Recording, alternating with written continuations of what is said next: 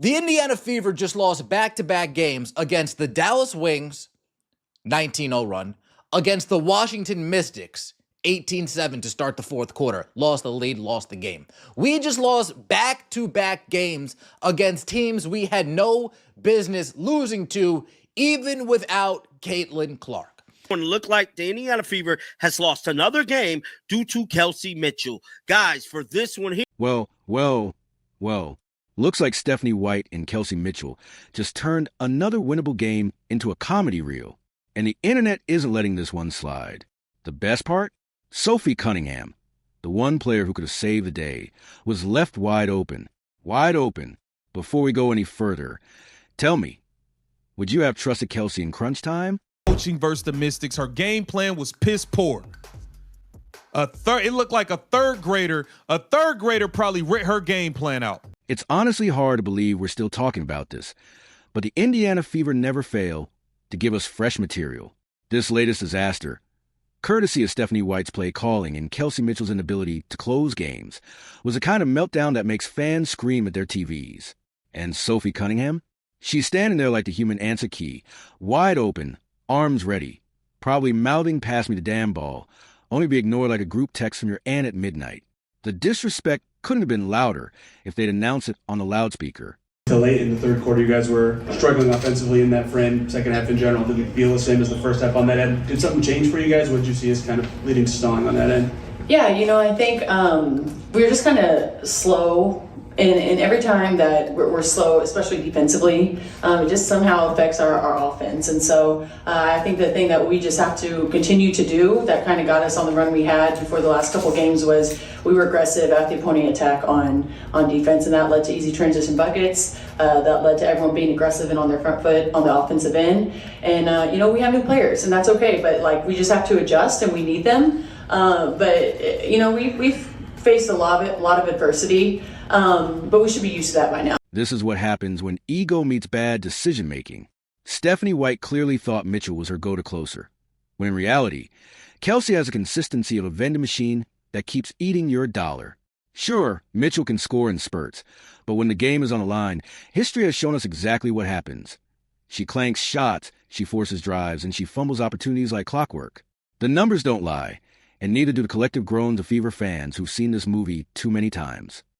Second quarter comes around, slippage starts to start. We get up to a 13-point lead. Eventually it falls down. We end up 5 at the half. And that's not a bad half. Come out of the half in the dreaded third quarter, and we are flat. And I feel like in quarters like this, it just feels like we're slashing our own tires. Like we are stifling our own momentum at every. Now, before we get too deep into the finger pointing, let's pause and talk about Sophie Cunningham. This woman has proven time and again that when you need a bucket late in the game, she is not afraid of the moment. Cunningham isn't a superstar, but she's reliable, clutch, and brings a kind of energy that makes defenses nervous. And on this night, she was wide open, practically waving a neon sign that said, "I got this." Yet somehow, Stephanie White chose the least clutch option available. That's coaching malpractice, plain and simple. And here's the kicker.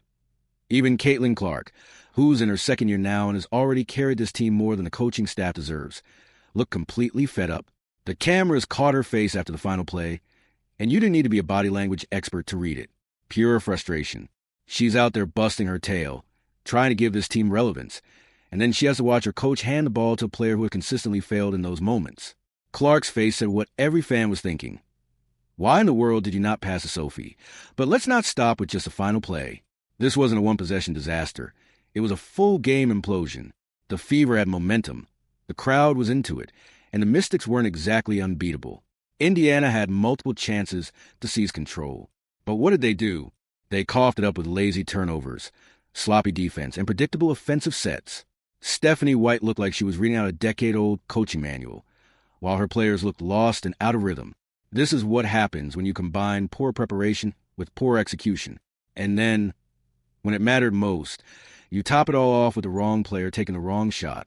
Instant regret doesn't even begin to cover it. Friend Carolyn Peck been, and where has the Indiana Fever are a more dangerous team without Caitlin Clark conversation gone? How come once the Indiana Fever suddenly stop that 5-game win streak, lose 3 of their last 4, how come Carolyn Peck has suddenly stopped showing up on TV? How come that narrative of the Indiana Fever are more dangerous without Caitlin Clark? Why has that suddenly stopped? Fans were not quiet about this either. Social media exploded the second that final possession ended. Clips of Sophie standing alone on the perimeter started making the rounds like wildfire. Commenters were roasting both Mitchell and White for what might be the dumbest decision of the season. And, to be fair, they earned every bit of that roasting. You can't blame the refs. You can't blame fatigue. You can't even blame luck. This was 100% on the coach, and the player who decided hero ball was a good idea. Stephanie White press conference. We know this lady is allergic, flat out allergic to the word accountability. Stephanie White takes no accountability for anything. We are going to watch her pass the blame to everybody. I have not watched it yet. I'm going to see it with you. It also raises a bigger question. What exactly is Stephanie White's long-term vision for this team? Because from the outside looking in, it seems like she's more interested in forcing certain narratives than actually winning basketball games. If you truly wanted to win, you would have drawn up a play for Sophie Cunningham or Caitlin Clark, not Kelsey Mitchell. That's not disrespect to Kelsey. Well, actually, maybe it is, but it's also just the truth. At this point, Mitchell has shown us who she is. She's not a closer. She's not reliable under pressure. Yet somehow, she keeps being handed the keys at crunch time. That's insanity. And if you're Sophie Cunningham, how do you not feel slighted?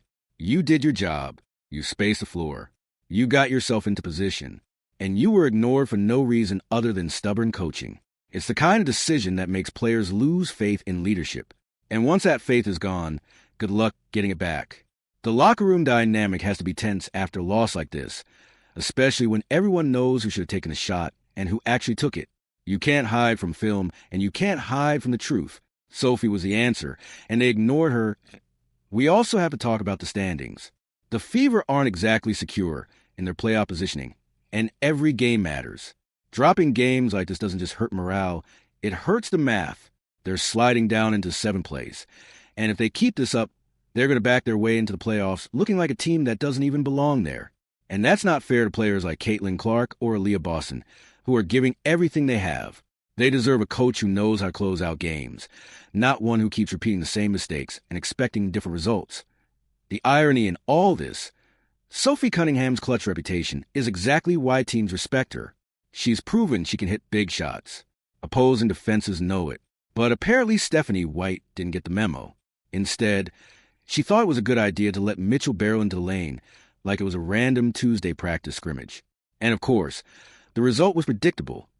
A missed layup, a wasted possession, and another tally in the loss column. It's incompetence dressed up as strategy. Now, let's circle back to Stephanie White for a second, because honestly, this entire mess falls at her feet. A head coach's number one job in crunch time is to put their players in position to succeed. Not in a position to fail, not in a position to repeat the same disaster you literally saw last game. And yet, White drew up the exact same scenario. I mean, how do you watch Kelsey Mitchell miss a big shot one night, then decide, yeah, let's run that back? That's not coaching. That stubbornness wrapped in cluelessness is like trying the same broken remote batteries again and again, expecting the channel to change. At some point, you've got to admit the batteries are dead. And that's exactly what Mitchell is in crunch time, dead weight. She might be decent in the first 3 quarters, but the 4th quarter? Forget about it. She's a basketball version of Windows Vista, always crashing at the worst possible moment. And White still hasn't figured that out. And let's be honest, Sophie Cunningham isn't exactly out here demanding MVP treatment. She's not looking to steal the spotlight from Caitlin Clark or Aaliyah Boston. She just wants to do her job and be trusted when it matters most. And in this game, her job was clear. Take that wide-open 3 and send the crowd into orbit. The fact that she didn't even touch the ball is downright criminal. Sophie's probably replaying that possession in her head right now, wondering how in the world she got iced out by a coach who supposedly preaches team basketball. Yeah, team basketball, unless your name is Sophie Cunningham, apparently. Now, about Caitlin Clark. People forget she's in her 2nd year as a pro, not a rookie anymore. That means she's not just a shiny new toy in the WNBA. She's a foundation the Fever are supposed to be building around. And here she is, watching her coach blow another late-game situation by trusting the wrong player. If you're Clark, how do you not wonder, is this the organization that's going to let me reach my full potential? Because right now, the answer looks like a hard no. This isn't just about losing games. It's about losing trust. And when you lose trust with your best player, the clock starts ticking on her patience. That's dangerous for a franchise that can't afford to lose her.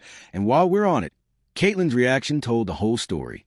Her frustration was written all over her face. You can't mask that on camera, and the fans saw it too. That wasn't the face of someone upset about a missed shot. That was the face of someone who knows the wrong decision was made and is sick of watching the same mistakes drag this team down.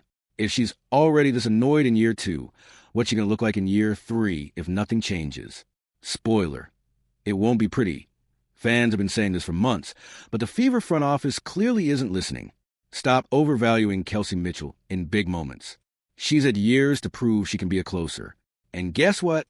She hasn't. You know what you call a player who's been given chance after chance to prove their clutch and never delivers? A liability. And yet, she keeps getting the ball like she's some kind of Kobe Bryant clone. The delusion is real, and let's not act like this is a one-off. This team has made snatching defeat from the jaws of victory their official brand this season. Close games don't excite Fever fans anymore. They terrify them, because everyone knows how the script ends.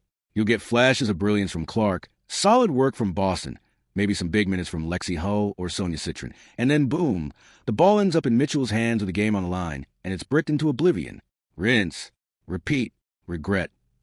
Meanwhile, Sophie Cunningham sits there being the adult in the room. She spaces the floor.